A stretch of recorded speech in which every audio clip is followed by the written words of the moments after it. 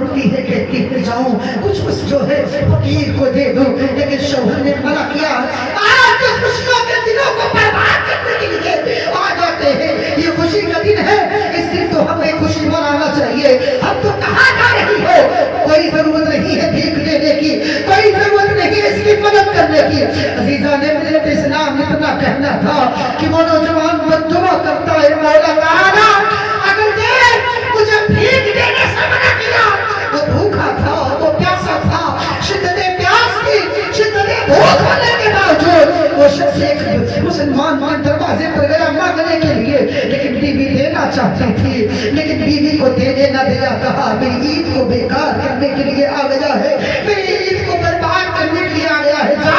اس کے جیسے بہت سارے لوگ آتے رہتے ہیں۔ اس فقیر نے بددعا کی، مولا تعالیٰ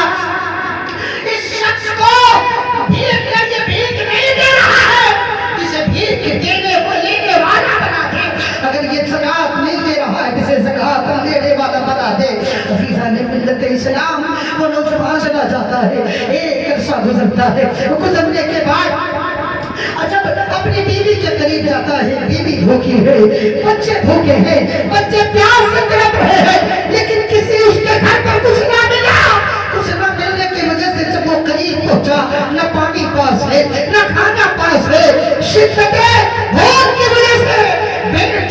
بیٹے کا انتقال ہو گیا اور بیوی بھی مر گئی اس فقیر کی۔ اس نے بددعا کی، مولا تعالیٰ اس کا حساب تو لینے والا ہے، مولا تعالیٰ اس کا حساب تو کرنے والا ہے۔ عزیزان ملت اسلام ایک عرصہ گزرا، وہ کنگال ہوتا چلا گیا، کنگال ہوتا چلا گیا۔ اس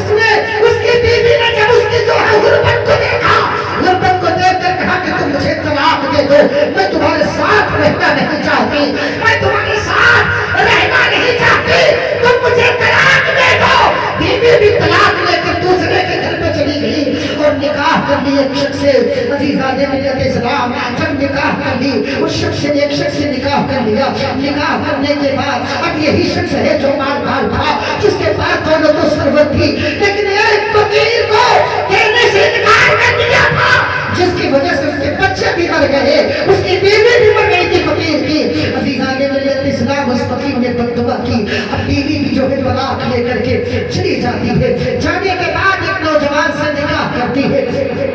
کچھ عرصہ